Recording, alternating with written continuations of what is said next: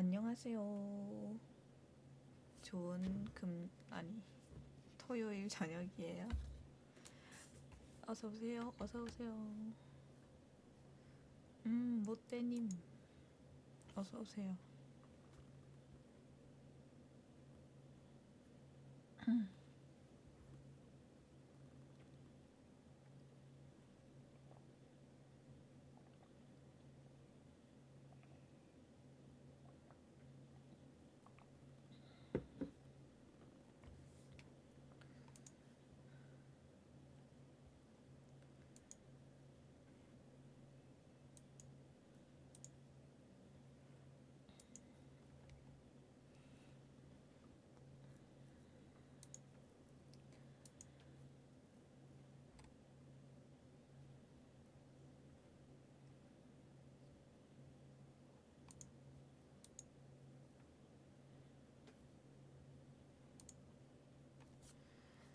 오늘은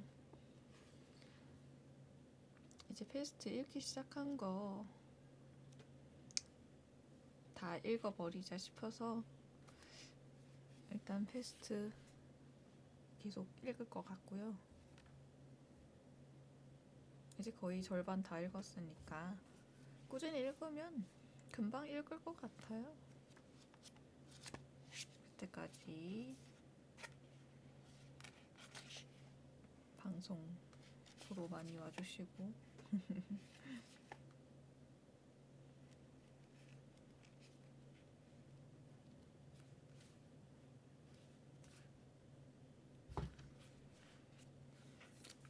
오늘은 드디어 제 3부 마저 읽어드릴게요. 일단 지난 이야기는 신문 기자인 랑베르는 탈출을 하려고 했으나 계속되는 페스트에 연결책이 있는 동네가 막히고 이런저런 이유로 오랑을 빠져나가지 못하게 되었습니다. 그래서 리우와 타루랑 이야기를 하다가 리우에게도 아내가 있다는 사실을 몰랐던 랑베르는 말실수를 하게 돼요. 어떤 말실수였냐면, 그래서 내 생각에 두 분은 이 모든 일에서 손해볼 게 하나도 없을 거예요 라고 말을 합니다. 리우의 아내는 여기서 수백 킬로미터 떨어진 요양소에 있는데 말이죠.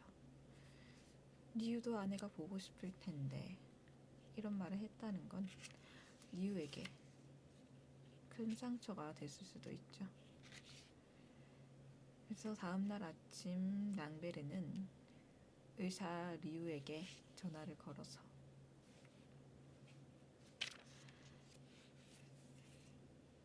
타루가 하고 있는 보건대원을 같이 한다고 전화를 걸었어요. 이 도시를 떠날 방법을 찾을 때까지 선생님과 함께 일해도 괜찮을까요? 라고 말을 하자 리우는 그럼요 랑베르 고마워요 하고 제2부가 끝났습니다. 이제 제 3부에선 어떤 이야기가 펼쳐질지 오늘 읽어드릴게요. 어서오세요 인생 초심자님. 딱 맞춰서 잘 오셨네요.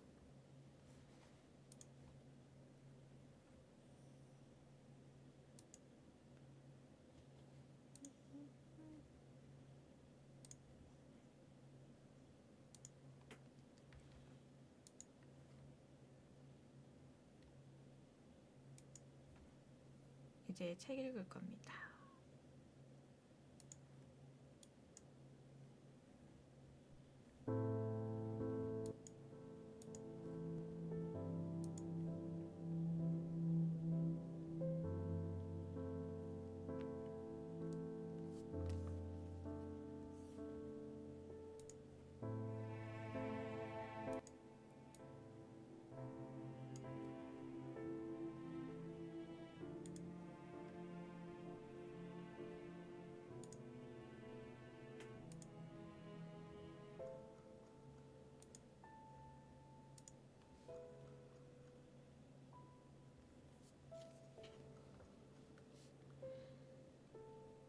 제3부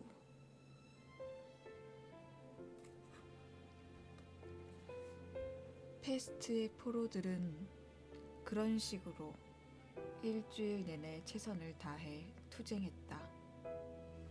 그들 중 랑베르를 비롯한 몇 사람은 우리가 알다시피 아직도 자유인인 것처럼 행동했고, 심지어 실제로 자신들에게 아직도 선택의 여지가 남아있다고 믿기까지 했다.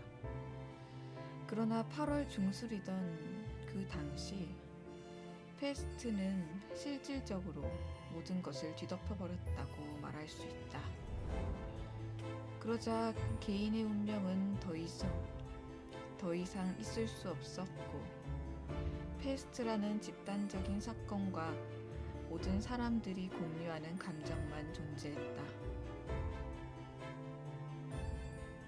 가장 두드러진 것은 이별과 유배의 감정으로 거기에는 두려움과 반항심이 내포되어 있었다.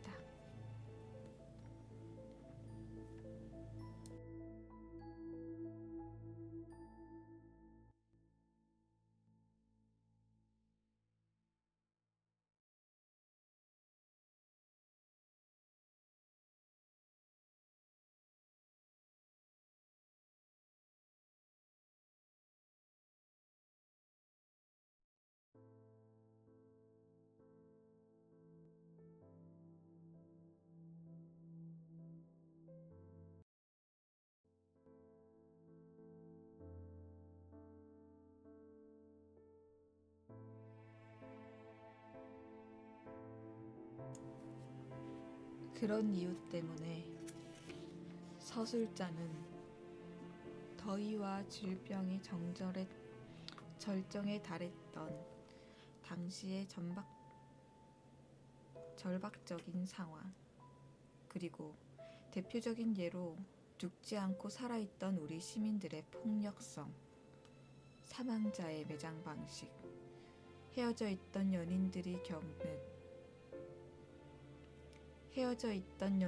겪은 고통 같은 것을 기술해 두는 것이 적절한 거라 생각한다. 바로 그 해의 중반, 페스트에 휩싸인 그 도시로 며칠 동안 바람이 불었다. 그 도시가 세워진 고원에는 자연적인 장애물이 하나도 없는 까닭에 바람이 거친 기세 그대로 거리로 들이닥쳐서 오랑 시민들은 특히 바람을 두려워했다. 도시를 시원하게 해줄 비가 몇 달 동안 단 한 방울도 내리지 않아서 뿌연 먼지가 도시를 뒤덮었고, 층층이 내려앉은 먼지가 바람을 받아 비늘처럼 벗겨졌다. 바람 때문에 먼지와 광고지들이 파도처럼 휩쓸리면서 전보다 줄어든 산책자들의 다리를 후려쳤다. 그들이 몸을 숙인 채 손수건이나 손으로 입을 가리고 서둘러 지나가는 모습이 눈에 띄었다. 저녁이면 사람들은 마지막이 될지도 모르는 그날 하루를 가능한 한 길게 끌어보려고 산책로로 모여들기는커녕 작은 무리를 지어 집이나 카페로 서둘러 돌아갔다. 그래서 며칠 동안 황혼 무렵이면, 그 계절에는 황혼이 훨씬 더 일찍 시작되었다. 거리에는 인적이 끊기고 바람만 연이어 신음소리를 냈다. 물결이 높이 일고 여전히 보이지 않는 바다에서는 해초 냄새와 소금 냄새가 올라왔다. 바람 소리만 비명처럼 울리는 가운데 뿌옇게 먼지를 덮어쓴 채 바다 냄새에 절어있는 그 인적 없는 도시는 불행에 빠진 저주받은 섬처럼 신음하고 있었다.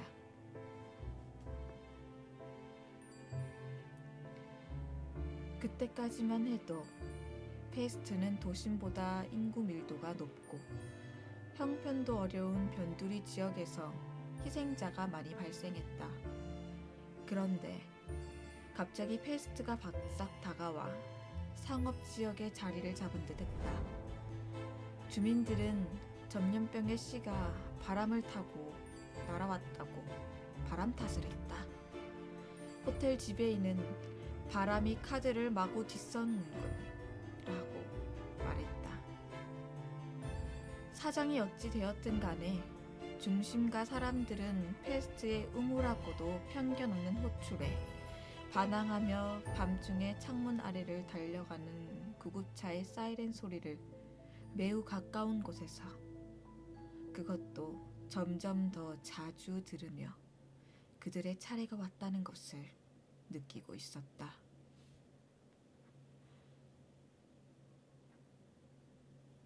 심지어 시내에서도 피해가 극심한 구역의 출입을 통제하고 직무상 불가피한 사람 외에는 구역 밖으로 나가지 못하게 하는 조치가 내려졌다.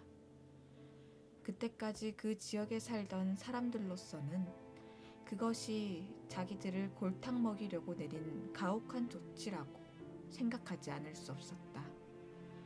그래서 자기들과 비교해 다른 지역 주민들은 모든 면에서 자유인이라도 되는 것처럼 여겼다. 반면에 다른 지역 주민들은 힘든 순간에도 자기들보다 자유롭지 못한 사람이 있다는 생각에 위안을 얻었다.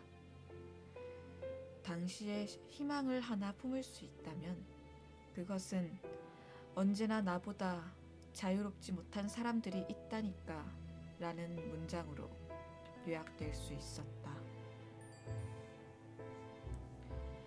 거의 같은 시기에 특히 시의 서쪽 출입문 근처 별장 지역에서 화재가 자주 발생됐다. 조사 결과 예방 차원에서 격리되었던 사람들이 돌아와 가족에게 닥친 죽음과 불행을 보고 이성을 잃은 나머지 페스트를 태워 죽인다는 환상에 빠져 자기 집에 불을 지른 것으로 밝혀졌다.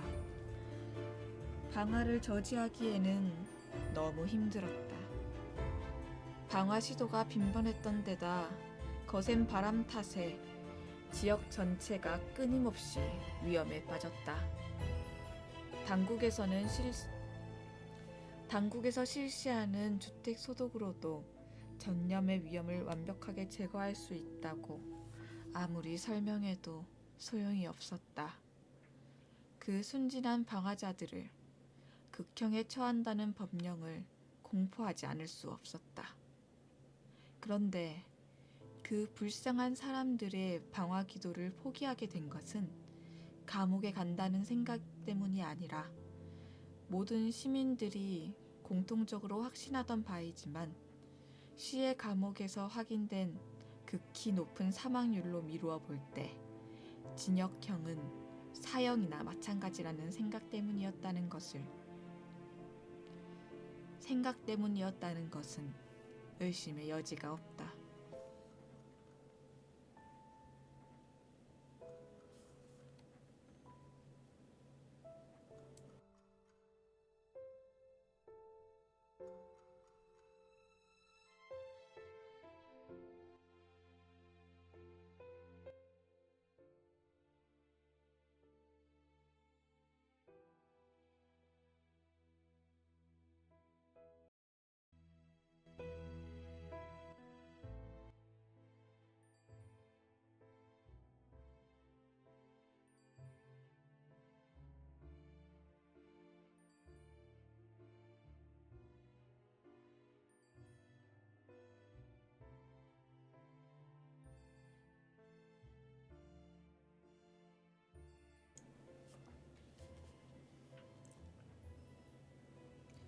물론 그런 믿음에 근거가 없는 것도 아니었다. 이유는 명백하지만 페스트는 군인이나 수도승, 죄수처럼 단체 생활을 하는 사람들을 끈질기게 공격하는 것 같았다. 격리된 죄수들이 일부 있긴 하지만 감옥도 하나의 공동체였다. 그 사실은 우리 시의 감옥에서 죄수 못지않게 간수들도 그 병에 많이 희생당했다는 사실에서 분명히 확인할 수 있다. 페이스트라는 상위의 관점에서 보면 교도소장에서 말단 재수에 이르기까지 모든 사람이 유죄 선고를 받은 처지였으니 어쩌면 감옥에서 처음으로 절대적인 정의가 구현된 셈이다. 당국은 공무 수행 중에 사망한 간수들에게 훈장을 수여함으로써 평등한 세계에 위계 질서를 도입하려고 시도했지만 소용없었다. 계엄령이 선포되었었고 어떤 의미에서 보면 간수들은 동원된 것이나 마찬가지여서 사후에 무공훈장을 수여했다. 죄수들은 어떠한 항의도 하지 않았지만 군 관계자들은 그것을 좋게 받아들이지 않았고 일반 대중에게 혼동을 일으킬 우려가 있다고 지적했다. 당연한 지적이었다. 당국에서는 그들의 주장을 인정하고 가장 간단한 방법은 사망한 간수들에게 방역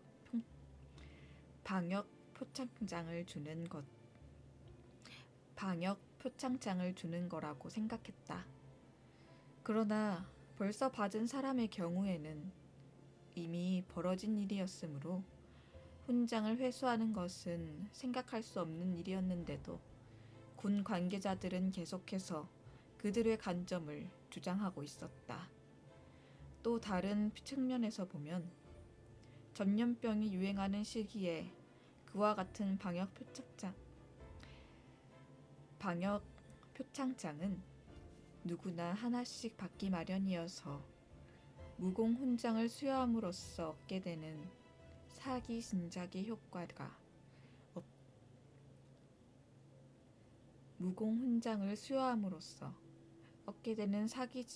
효과가 없다는 것도 단점이었다. 모든 사람이 불만이었다. 어서 오세요, 히드님.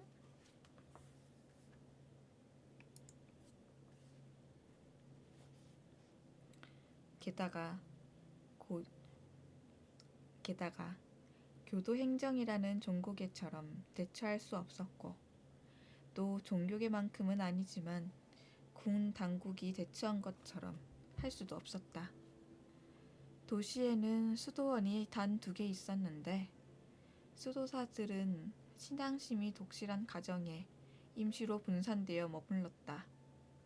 마찬가지로 군 당국에서도 사정이 허락될 때마다 부대들이 병영에서 분리해 소규모로 학교나 공공건물에 주둔시켰다. 이렇듯 질병은 얼핏 보면 포위된 자로서 느끼는 연대의식을 시민들에게 강요하는 것처럼 보이면서도 동시에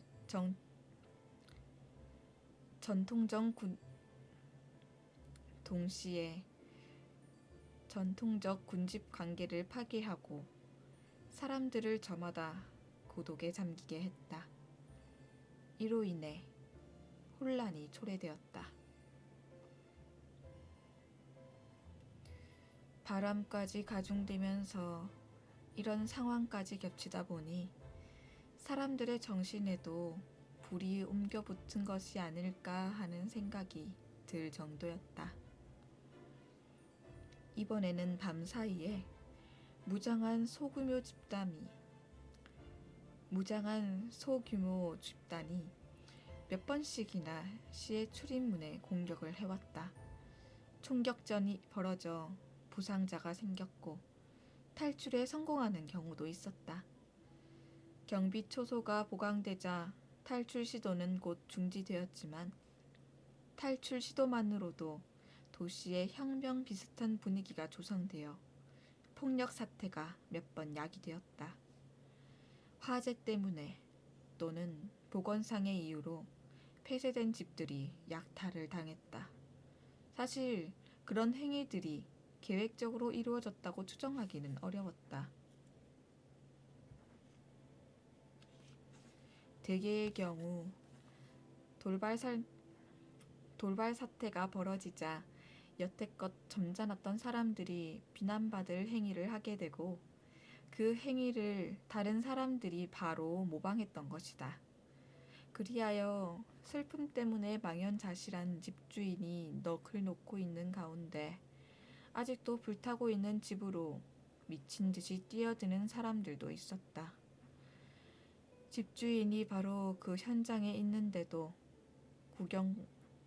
구경꾼들이 너나 할 것 없이 그들을 따라 뛰어들었다. 어두운 거리에서 사그라지는 불길 때문에 그리고 어깨에 짊어진 물건이나 가구 때문에 병영된 그림자들이 사방팔방으로 도망치는 모습이 화재의 불빛에 비쳐 보였다. 이런 사건들 때문에 당국은 어쩔 수 없이 페스트령을 계엄령과 유사한 것으로 여기고 이에 준하여 법률을 적용할 수밖에 없었다. 절도범 2명이 총살되었지만 그렇다고 해서 다른 사람들이 충격을 받았는지는 의문인데 사망자가 그렇게 많은 상황에서 사형 집행 2건은 눈에 띄지도 않았기 때문이다. 그것은 물방울 하나가 바다에 떨어진 것에 불과했다. 사실 그와 비슷한 광경이 상당히 자주 반복되었지만 당국은 개입할 엄두도 내지 못했다. 모든 사람들에게 충격을 준 유일한 조치는 등화 관제인 것 같았다. 밤 11시부터 도시가 완전히 어둠에 잠긴 채 돌덩어리처럼 변해버린 것이다. 달빛 가득한 밤하늘 아래로 도시에는 허연 벽들과 쭉 뻗은 거리들이 열을 지어 늘어서 있고 거리에는 나무의 검은 그림자 하나 보이지 않았다. 산책하는 사람의 발걸음 소리도 개 짖는 소리도 들리지 않았다. 침묵에 빠진 그 대도시는 꼼짝하지 않은 묵직한 임방체들의 집합에 불과했고 그 임방체들 사이에서 잊혀진 자선가나 청동 속에서 영원히 질식해버린 옛 위인들이 흉상만이 돌이나 쇠로 된 그 가짜 얼굴을 가지고 인간이었지만 이제는 파괴되어 버린 어떤 이미지를 환기시키려고 말없이 애쓰고 있었다. 답답한 하늘 아래 생명이 죽어버린 교차로에는 보잘것없는 우상들이 지배하고 있었다. 그 야만적이고 무감각한 우상들은 우리가 들어서 있는 부동의 지배 또는 적어도 그 지배의 궁극적인 질서, 즉 페스트와 돌과 어둠이 마침내 입을 다물게 만들어버린 지하 묘지의 질서를 여실히 보여주고 있었다.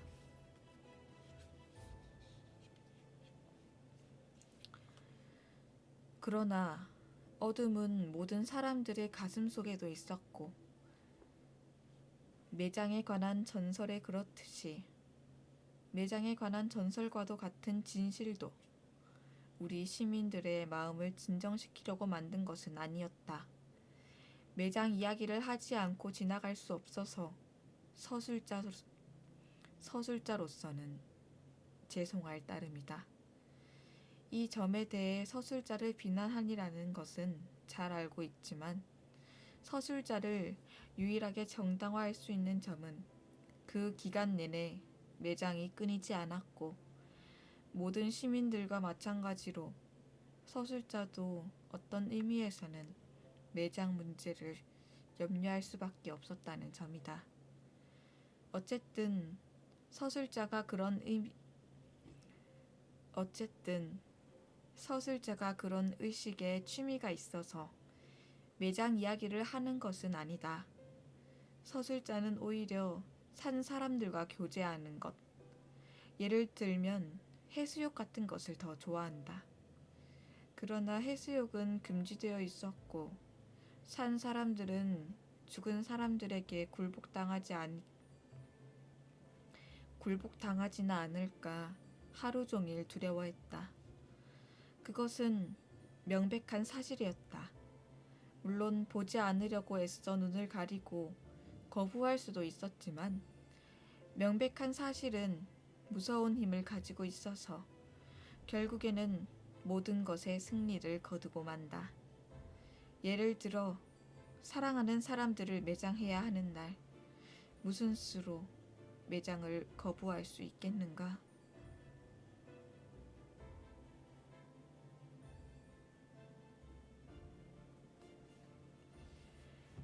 그런데 전염병 초기의 장례식에서 특징적이었던 것은 신속성이었다. 모든 형식은 간소화되었고 장례의식은 대체로 폐지되었다.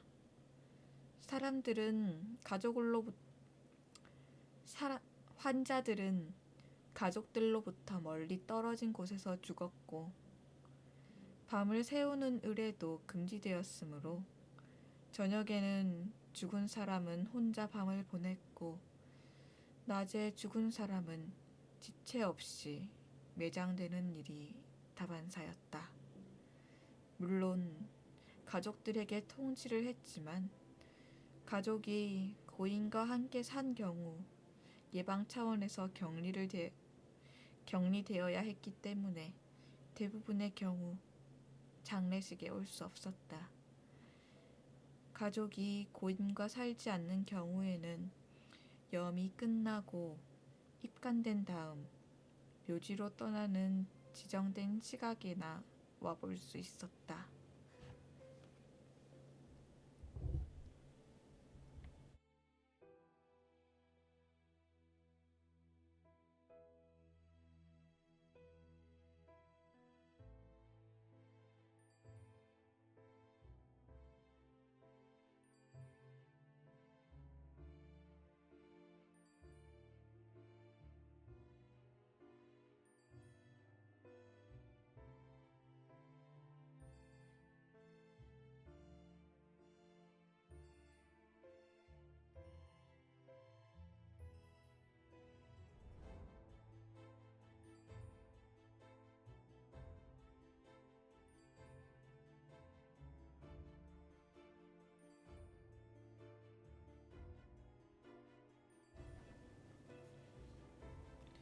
그런데 가령 그런 절차가 리유가 맡고 있던 임시병원에서 이루어졌다고 가정해보자.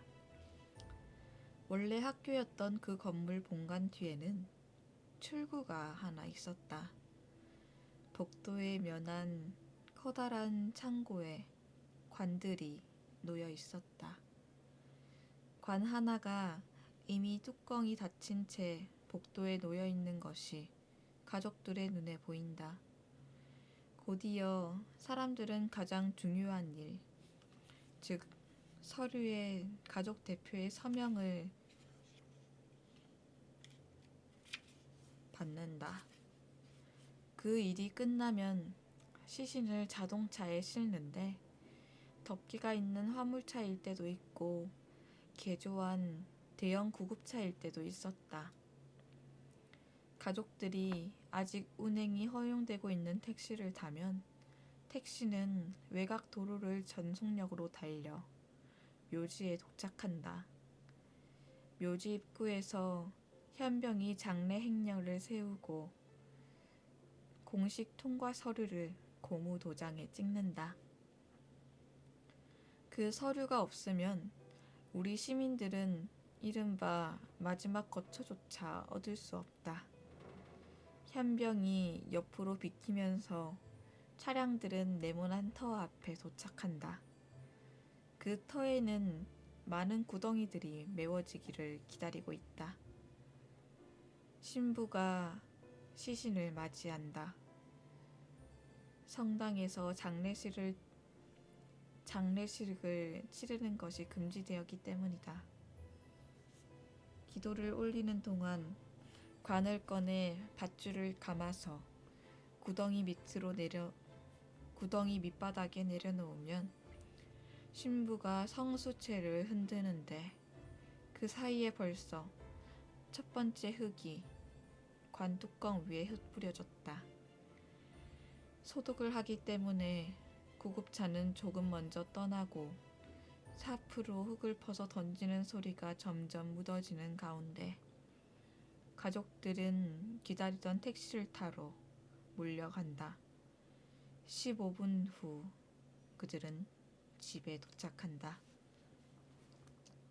이처럼 모든 일은 최대한 신속하고 위험을 최소화하는 방향으로 진행되었다.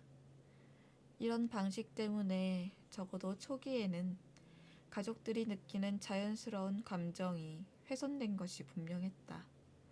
그러나 패스트가 유행하는 기간에는 그런 감정들을 고려할 수 없었다. 무엇보다 효율성이 우선시되었다. 게다가 초기에는 품위 있게 땅에 묻히고 싶다는 욕망이 생각 이상으로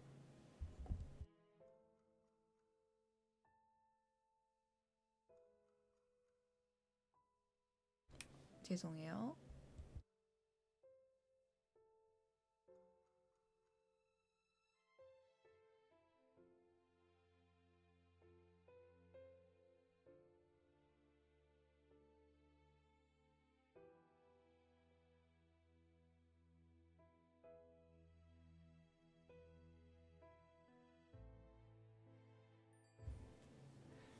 죄송해요.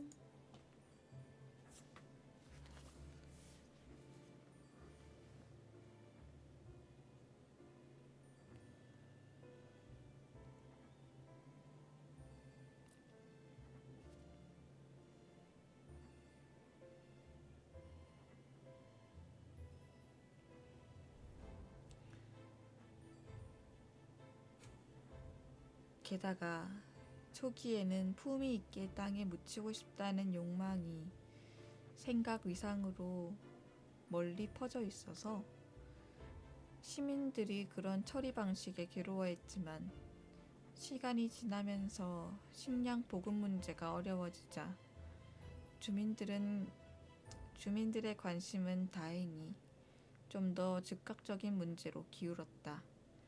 먹기 위해 줄을 서고 교섭을 하고 서류에 갖추는 일이 정신이 팔린 나머지 사람들은 주변 사람들이 어떻게 죽어가는지 앞으로 자기들이 어떻게 죽을지 생각해볼 틈조차 없었다.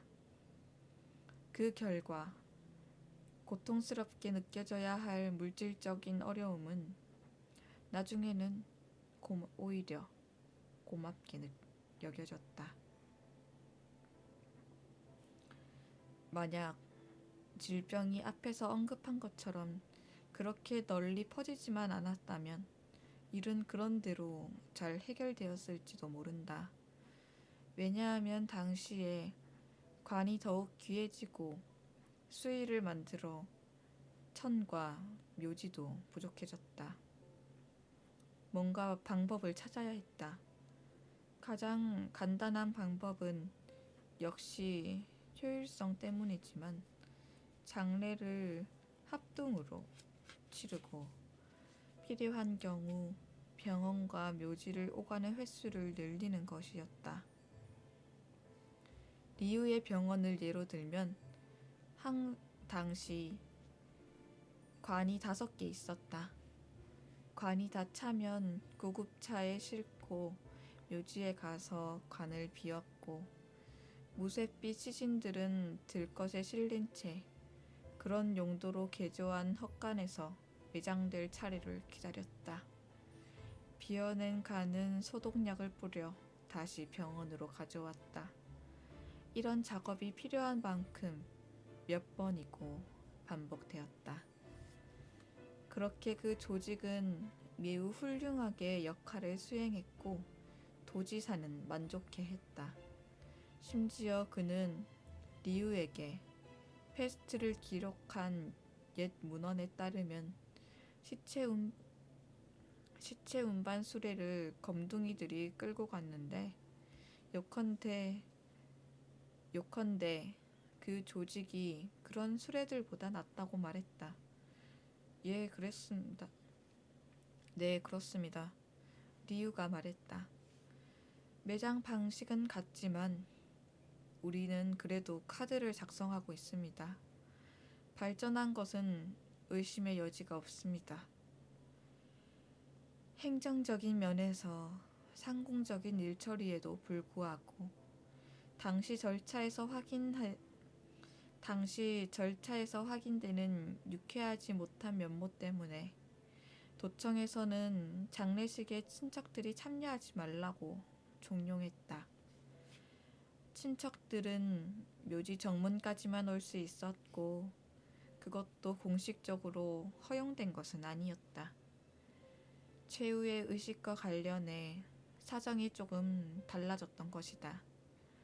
묘지 맨끝 유향나무들로 가려져 있는 공터에 커다란 구덩이를 2개 파놓았다. 남자용 구덩이와 여자용 구덩이였다. 이런 점에서 보면 행정당국은 관습을 존중하고 있었다. 마지막 수치집마저 포기하게 된 것은 사태가 악화된 훨씬 뒤의 일이었다. 후미는 무시하고 남녀 구분 없이 뒤섞고 포개어 묻기 시작한 것이다. 다행히 그런 극도의 혼란은 재앙의 최종 단계에서 나타났다. 우리와 관련된 이 시기에는 구덩이가 구별되어 있었고 도청에서는 그 점에 큰 관심을 갖고 있었다. 구덩이 밑바닥에 두껍게 깔아놓은 생석회가 끓어오르면서 김을 내뿜었다. 구덩이 가장자리에 작은 산처럼 쌓아놓은 생석회에서는 거품이 나와 대기 속에서 터지곤 했다. 구급차가 시신을 옮겨 오면 들것으로 줄을 지어 옮기고 사람들은 옷 하나 걸치지 않은 채 약간 뒤틀려 있는 시신들을 구덩이 밑바닥에 거의 나란히 쏟아부은 뒤 그 위에 생석회를 덮었다. 그러고 나서 다음에 들어올 시신들을 위해 일정한 높이까지만 흙을 덮었다. 다음 날엔 가족들을 호출해 장부에 서명하게 했는데 바로 이 점이 예컨대 사람과 개 사이에 있을 수 있는 차이점이었다. 명부 확인이 항상 가능했기 때문이다.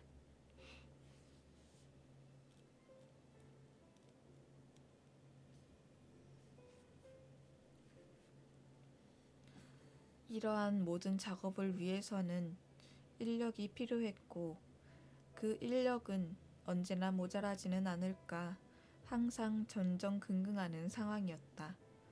간호사들과 무덤 파는 인부들이 패스트로 많이 사망했던 것이다. 이들을 처음에는 정식으로 채용하다가 나중에는 임시 변통으로 구했는데 아무리 조심해도 언젠가는 전염되고 말았다. 그러나 곰곰이 생각해보면 전염병이 돈 기간 내내 그 일을 할 인력이 부족한 적이 한 번도 없었다는 사실에 가장 놀라게 된다. 위험했던 시기는 페스트가 절정에 이르기 직전이었다. 당시 의사 리우의 불안에는 그럴 만한 근거가 있었다. 간부이건 소위 막노동꾼이건 인력이 충분치 않았던 것이다. 그러나 페스트가 사실상 도시 전체를 장악한 순간부터 그런 과도함 자체가 매우 편리한 결과를 초래했다. 페스트 때문에 모든 경제 활동이 중단되었고 실업자가 엄청나게 많이 발생한 것이었다. 실업자가 엄청나게 많이 발생된 것이었다. 대부분의 경우 실업자들로 간부직을 충원할 수는 없었지만 막노동의 경우에는 일이 쉽게 해결되었다. 그 시기부터 사람들은 궁핍함이 실제로는 공포보다 더 강력하다는 사실을 늘 확인할 수 있었고, 위험 정도에 따라 보수를 지불했기 때문에 그 사실이 더욱 두드러졌다. 보건과에서는 취업 희망자 명단을 확보하고 있다가 결혼이 생기면 명단 맨 위에 있는 사람에게 통지하곤 했는데, 그 사이에 병고가 생긴 경우가 아니면 그들은 어김없이 모습을 드러냈다. 도지사는 유기수든 무기수든 이런 일에 죄수를 동원하는 것을 오랫동안 망설여 왔는데, 이런 식으로 그런 극단적인 조치를 실시하지 않고도 버틸 수 있었다. 실업자들이 있는 한 견딜 수 있다고 그는 생각하고 있었다. 이럭저럭 8월 말까지 우리 시민들은 예법에는 맞지 않을지도 모르지만 적어도 행정당국이 성심성의껏 임무를 수행하고 있다고 생각할 만큼 질서 있게 최후의 거처로 갈 수 있었다. 최후의 수단을 사용할 수밖에 없었던 이야기를 하기 위해서는 이어서 발생한 사건들을 약간 서둘러 말할 필요가 있다. 8월부터는 패스트가 유행하는 상태 그대로 안정기에 접어들면서 희생자들의 누적 총수가 우리의 조그만 묘지를 수용할 수 있는 한계를 훨씬 초과해 버렸다. 시체를 매장하기 위해 담 한쪽을 헐고 주변 공터 쪽으로 공간을 확장했지만 별 도움이 되지 않아 빠른 시일 내에 다른 방법을 찾아야만 했다. 우선 밤에 매장하기로 결정했는데 덕분에 여러 가지 사항을 고려하지 않고 넘어갈 수 있었다. 구급차에도 시체를 점점 더 많이 쌓을 수 있었다. 변두리 지역에서 규칙을 위반하고 등화간제 시간 이후 밤늦게 산책하는 사람들이나 직업상 밖에 나와 있는 사람들은 때때로 크지 않은 소리로 사이렌을 울리며 후미진 밤거리를 전속력으로 달리는 길쭉한 흰색 구급차들을 만나곤 했다.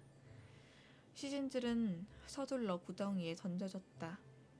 사람들은 점점 더 깊게 판 구덩이에 시신들이 완전히 자리 잡기도 전에 샤프로 생석회를 떠서 시체의 얼굴 위에 으깼고 흙으로 아무렇게나 덮어버렸다.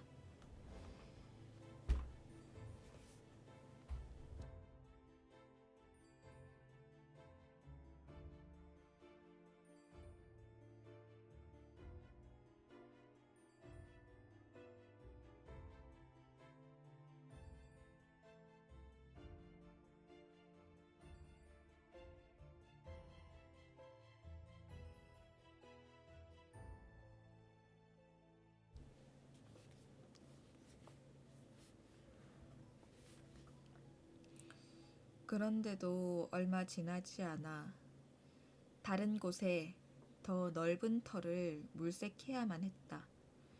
도지사의 포고령에 따라 영구임대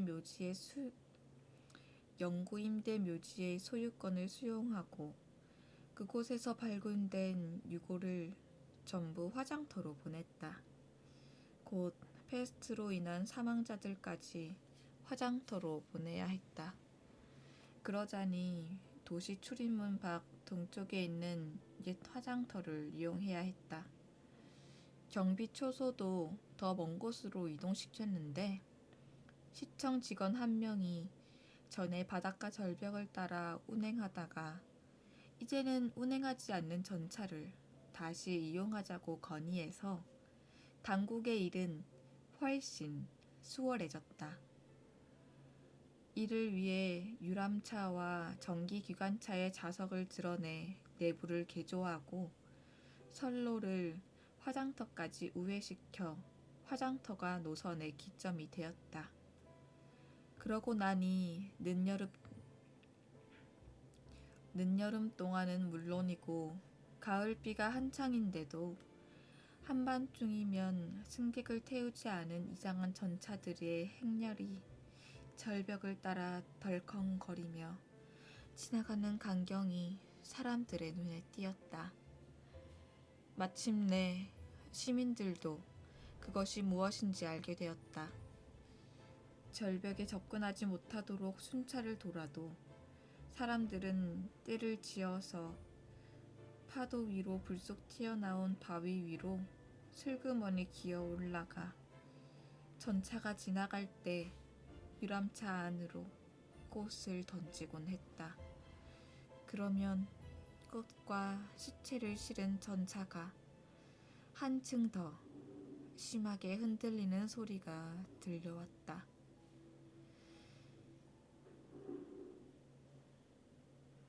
어쨌든 그렇게 되고 처음 며칠 동안 아침이면 시 동쪽 구역 위로 짙고 구역질 나는 연기가 떠돌았다. 의사들의 의견에 따르면 그 연기는 불쾌하긴 하지만 해롭지는 않았다. 그러나 주민들은 페스트가 그런 식으로 하늘에서 자기들에게 떨어진다고 확신하고 곧바로 그곳을 떠나겠다고 위협하고 나섰다. 복잡한 배관 장치를 통해 연기를 다른 곳으로 돌리고 나서야 그들은 진정되었다. 다만 바람이 세게 부는 날에는 동쪽으로 어렴풋하게나마 냄새가 풍겨와 그들의 새로운 질서 속에 놓여 있으며 페스트의 불길이 매일 저녁 그들의 바치는 곡물을 탐욕스레 먹어치우고 있다는 사실을 새삼 떠오르게 했다. 바로 이런 것들이 전염병 때문에 초래된 극단적인 결과였다. 그러나 전염병이 그 후에 더욱 악화되지 않은 것만 해도 참만 다행이었는데 각 기관의 기발한 대응책이나 도청의 조치에도 속수무책이고 심지어 화장터의 수용 능력을 넘어서는 상황이 초래될 수도 있었기 때문이다. 리우가 알기로 그럴 경우 당국은 시체를 바다에 던지는 절망적인 해결책도 고려하고 있었다. 그는 시체에서 나온 끔찍한 거품이 파란 바닷물 위에 떠다니는 광경을 어렵지 않게 상상할 수 있었다.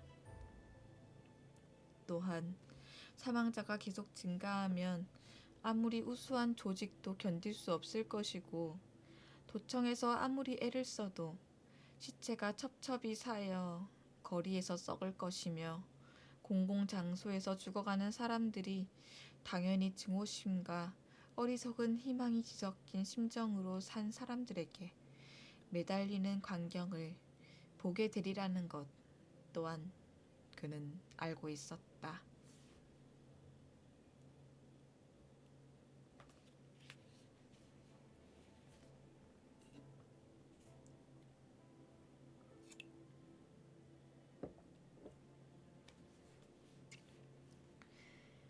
이런 종류의 명확한 사실이든 우려했던 일이든 어쨌든 그런 것들 때문에 우리 시민들의 마음에는 유배의 감정과 이별의 감정이 지워지지 않았다.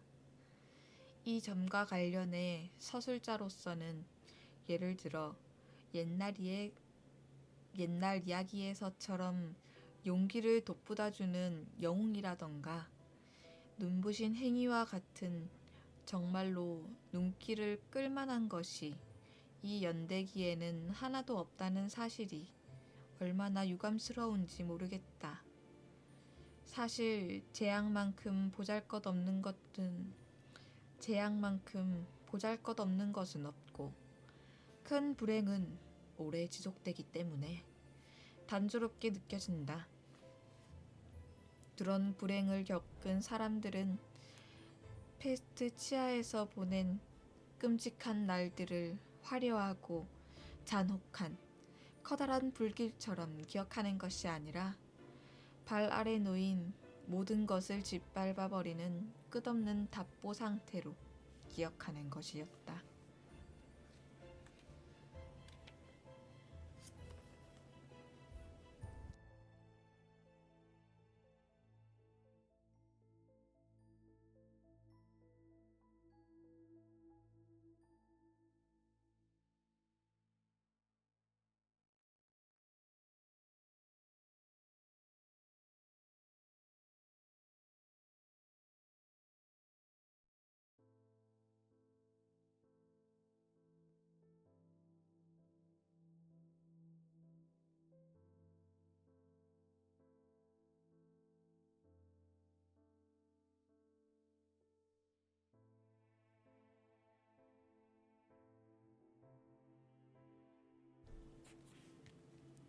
아니다.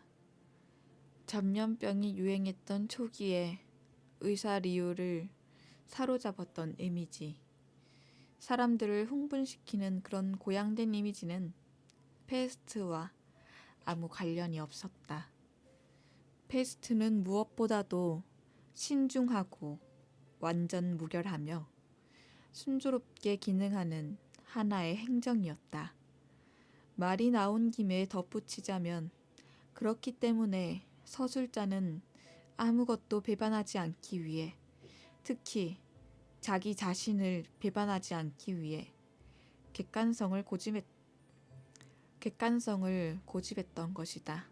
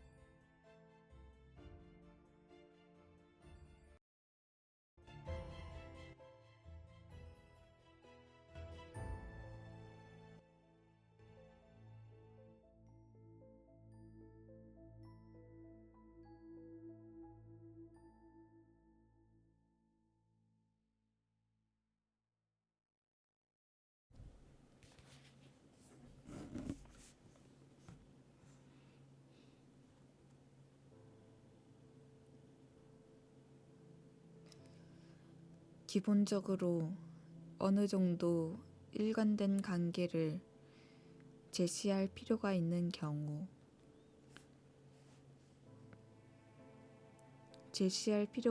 경우를 제외하면 서술자는 예술적 효과를 만들어낸 뭔가를 변형시키고 싶지 않았다. 그리고 그 시기, 커다란 고통, 가장 보편적인 동시에 가장 심각했던 고통은 바로 이별의 감정이었으며, 솔직히 말해 그 단계에서 이별의 감정에 대해 다시 기록해두는 것이 양심상 필요한 일이었다 할지라도 객관성을 확보하기 위해 그 당시 고통이라는 것을 이미 비장함을 상실하고 있었다는 사실 또한 언급할 수밖에 없다. 우리 시민들, 적어도 이별로 인해 가장 심한 고통을 받았던 사람들은 그런 상황에 익숙해졌을까? 익숙해졌다고 말하면 그것은 결코 정확한 표현이 아닐 것이다. 그들은 육체적으로나 정신적으로나 헐벗음 때문에 괴로워했다고 말하는 편이 더 정확할 것이다. 페스트 발병 초기만 해도 그들은 잃어버린 사람을 뚜렷이 기억하고 그리워했다. 그러나 사랑하는 사람의 웃음과 얼굴, 그리고 나중에 알고 보니 그 사람이 행복해했던 어떤 날, 이런 것들은 모두 분명하게 기억났지만 그들이 그 사람을 다시 그려보는 순간, 다시 그려보는 바로 그 순간에 또 이제는 그렇게도 먼 곳이 되어버린 그 장소에서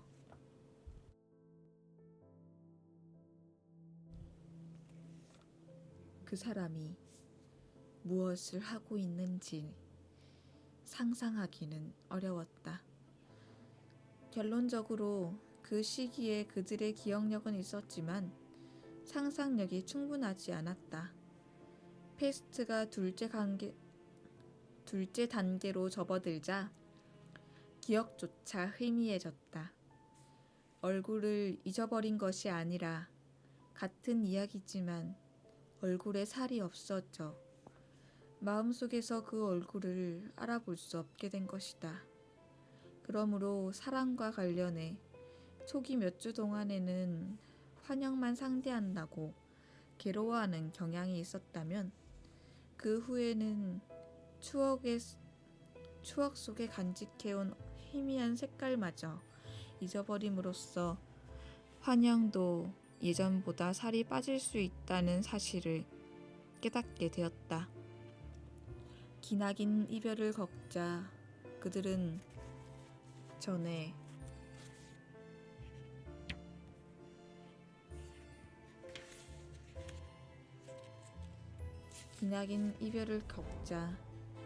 그들은 전에 누렸던 친밀함을 더 이상 상상하지 못했고 언제라도 손을 얹을 수 있었던 한 존재가 어떻게 그들 곁에 있을 수 있었는지도 더 이상 상상하지 못했다. 이런 관점에서 본다면 그들은 보잘것없기 때문에 그만큼 더 효과적이었던 페스트의 질서 속에 들어가 있었다. 우리 도시에서는 이제 그 누구도 고양된 감정을 느끼지 못했다. 사람들은 하나같이 단조로운 감정만 느꼈다. 이제 끝날 때도 됐는데 하고 시민들은 되뇌었다. 제한 기간에 집단적 고통이 끝나기를 바라는 것은 당연하기도 하고 또 실제로도 그것이 끝나기를 바랬던 것이다. 이렇게 말한다고 해서 거기서 초기의 열정이나 쓰라린 감정을 찾을 수 있는 것은 아니었다. 그것은 우리에게 여전히 선명하게 남아있지만 빈약하기만 했던 이성에 따라 되뇌는 말에 불과했다. 초기 몇 주 동안 이어져 왔던 사나운 열정이 수그러들자 의기소침한 상태가 뒤따랐는데 그런 상태를 체념으로 해석하는 것은 잘못일지도 모르지만 일종의 일시적 동의가 아니라고는 할 수가 없었다. 우리 시민들은 순종적이었고 흔히 말하듯 달리 어쩔 도리가 없었기 때문에 상황에 순응하고 있었다. 물론 여전히 불행한 사람, 고통스러워하는 모습은 여전히 남아있었지만 그것을 더 이상 애석하게 여기지 않았다. 그런데 예를 들어 의사 리유의 바로 그것이 불행이며 의사 리유는 바로 그것이 불행이며 습관이 되어버린 절망 자체보다 더 나쁜 것이라고 생각하고 있었다. 예전에 그들은 이별 상태에 있어도 실제로 불행하지는 않았다. 그들의 고통에는 광채 같은 것이 있었는데 그것이 꺼져버린 것이다. 이제는 길 모퉁이나 카페, 친구 집에서 사람들이 평온하면서도 무심한 표정을 짓고 있는 것을 볼 수가 있었는데 눈빛이 얼마나 건태로운지 그들 때문에 시 전체가 마치 대합시 같았다. 직업이 있는 사람들은 페스트와 보조를 맞춰 꼼꼼하긴 했지만 생기라고는 전혀 없는 태도로 일을 해나갔다. 모두 겸손해졌다. 처음으로 헤어진 사람들은 헤어져 있는 사람에 대해 이야기하는데 거리낌이 없었고, 다른 사람들이 쓰는 말투를 쓰기도 하고, 자기들의 이별을 전염병의 통계 수치와 연결해 검토해 보기도 했다. 그때까지는 자신의 고통을 집단적 불행과 완강히 분리해 생각해 왔지만, 이제는 두 문제를 함께 생각하게 되었다. 그들은 기억도 희망도 없이 편재 속에 자리 잡고 있었다. 사실 그들에게는 모든 것이 현재로 변했다. 페스트가 모든 사람에게서 사랑을 나눌 힘을, 심지어 우정을 나눌 힘조차 앗아갔다는 사실에 의심의 여지가 없었다. 사랑에는 어느 정도 미래가 요구되는데, 우리에게는 그 순간들 말고는 더 이상 아무것도 남아있지 않았다. 물론 이 모든 것에서 절대적인 것은 아무것도 없었다. 왜냐하면 헤어진 사람들이 모두 그런 상태에 다다른다는 것은 사실이지만, 덧붙여 말할건대 모두가 동시에 그렇게 된 것은 아니었고, 또 일단 새로운 무감각 상태에 빠져들었다가도 각성 상태가 갑자기 성강되어 돌아와 더 새롭고 더 고통스러운 감수성을 되찾기도 했기 때문이다. 그런 각성 상태에서 그들은 잠시 현실을 잊고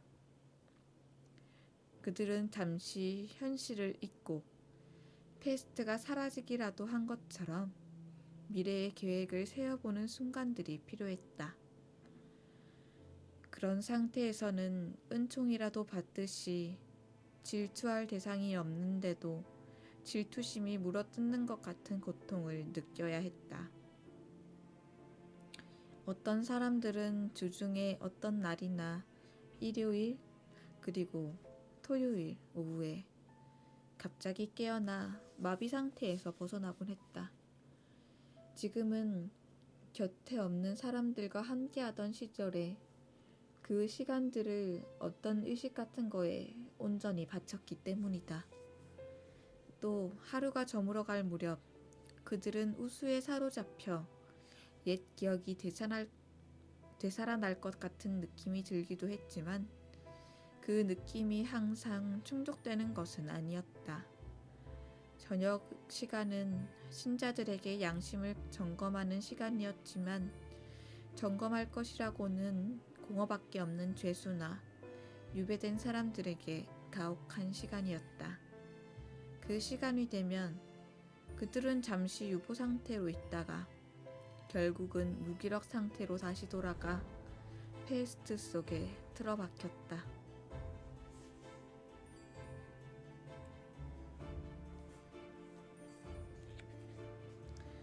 그것은 결국 그들에게 있어 가장 개인적인 것을 포기하는 것을 의미했다. 페스트 초기에는 남들이 볼 땐 아무 가치도 없는 하찮은 것이지만, 자기에게는 매우 중요한 것들이 그리도 많다는 사실에 놀랐고, 그럼으로써 예전에 개인 생활을 했다면 이제는 반대로 남들이 관심 갖는 것에만 관심을 가졌고, 남들이 생각하는 대로 생각했으며, 사랑마저도 그들에게는 가장 추상적인 모습으로 나타났다. 얼마나 페스트에 사로잡혀 있었던지 이제는 꿈속에서나 겨우 희망을 품을 정도였고, 그놈의 림프절 명울, 이제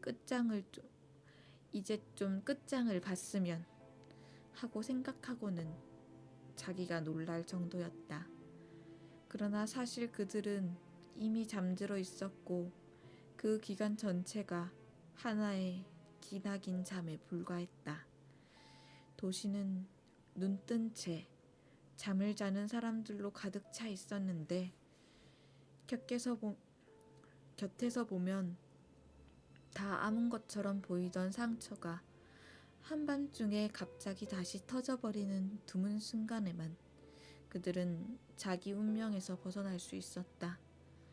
그래서 잠을 자다가 벌떡 일어나 염증이 생긴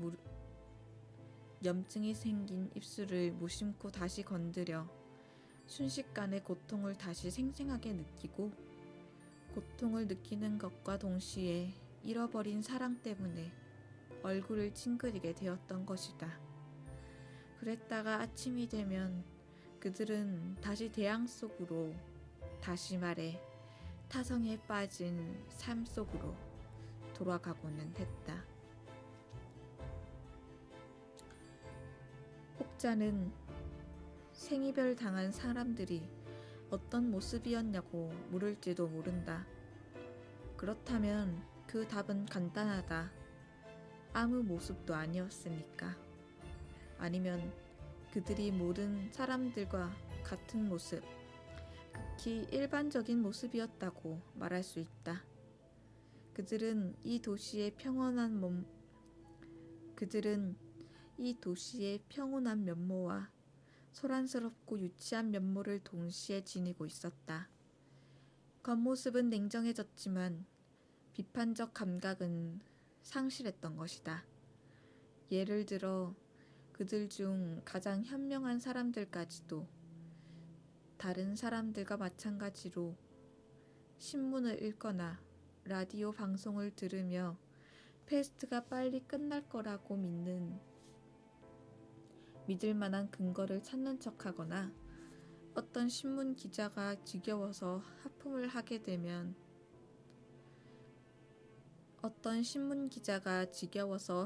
하며 되는 대로 쓴 논설을 읽고 허황된 희망을 품거나 근거 없는 공포를 느끼는 것을 볼 수 있었다. 그렇지 않으면 맥주를 마시거나 병자를 돌보거나 게으름을 피우거나 기진맥진할 정도로 일을 하거나 카드를 정리하거나 아무 레코드판이나 집어들어 축음기를 돌리곤 했다. 다시 말해 그들은 더 이상 아무것도 선택하지 않았다. 페스트 때문에 가치 판단력을 상실했던 것이다. 옷이나 식료품을 사면서 길을 따지는 사람이 아무도 없는 데서도 그런 사실이 엿보였다. 사람들은 모든 것을 구분 없이 한 덩어리로 받아들였다.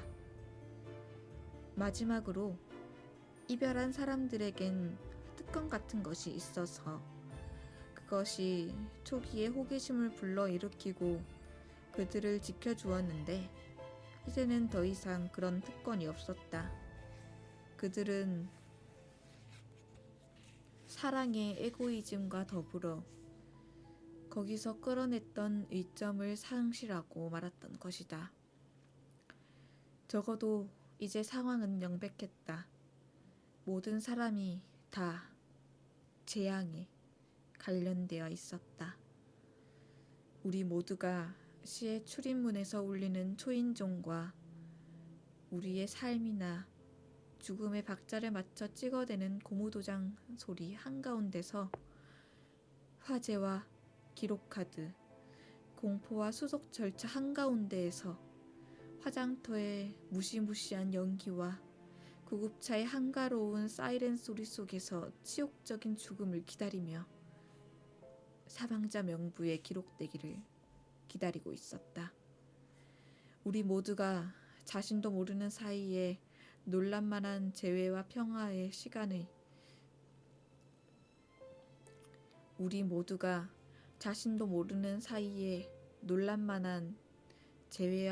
시간을 똑같이 기다리면서 똑같은 유배의 빵으로 식사를 하고 있었던 것이다. 우리의 사랑은 여전히 거기에 있었을 테지만 사랑은 사용할 수 없었고 지니고 다니기에는 무거웠으며 마음속에서는 무기력했고 범죄나 유죄 판결처럼 무익한 것에 불과했다. 사랑은 이미 기약 없는 인내, 고집스러운 기다림에 불과했다. 이런 관점에서 보면 몇몇 사람들의 태도는 시내 어디에나 있는 식료품 가게 앞에 길게 줄을 선 행렬을 연상시켰다. 그것은 끝도 없고 한상도 없는 똑같은 체념이었고 똑같은 인내심이었다. 다만 이별의 감정을 이해하려면 식료품 구입자의 감정보다 1000배 이상 확대해서 생각해야 할 것이다. 왜냐하면 당시 이별의 고통은 모든 것을 집어삼킬 수 있는 또 하나의 굶주림이었기 때문이다. 어쨌든 이 도시에서 생이별을 당한 사람들이 처해있던 심리 상태에 관해 정확히 이해를 원한다면 남녀가 거리로 쏟아져 나오는 동안 나무 한 그루 없는 도시 위에서 영원히 지속되는 것처럼 보이는 먼지 자욱한 황금빛 서양을 다시 한번 상기할 필요가 있다. 왜냐하면 당시 도시의 일반적인 언어였던 차량 소리와 기계 소리가 사라진 가운데 아직 해가 비치는 테라스 쪽으로 올라오는 소리는 이상하게도 둔탁한 발소리와 사람들의 목소리가 빚어내는 거대한 웅성거림 뿐이었기 때문이다. 무겁게 덮인 하늘에서 들리는 재앙의 휘파람 소리에 박자를 맞추는, 그래서 더욱 숨막히는 제자리 걸음이었다. 바로 발소리가 도시를 서서히 채우고 밤마다 맹목적인 고집에 자신이 가장 변함없고 가장 침울한 소리를 실어 담으며 우리의 마음속에서 사랑을 밀어내고 있었다.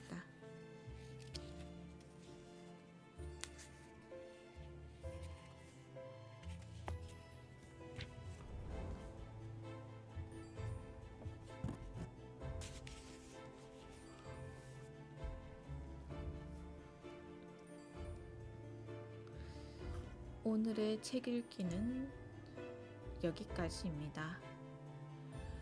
제 3부가 끝났기 때문이죠. 이제 다음 방송에서는 4부를 이어서 들려드릴 거고요. 오늘은 잠시 쉬었다가 오도록 하겠습니다.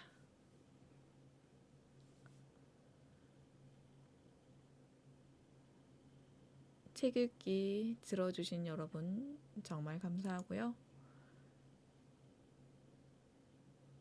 좋은 토요일 밤 되세요. 안녕.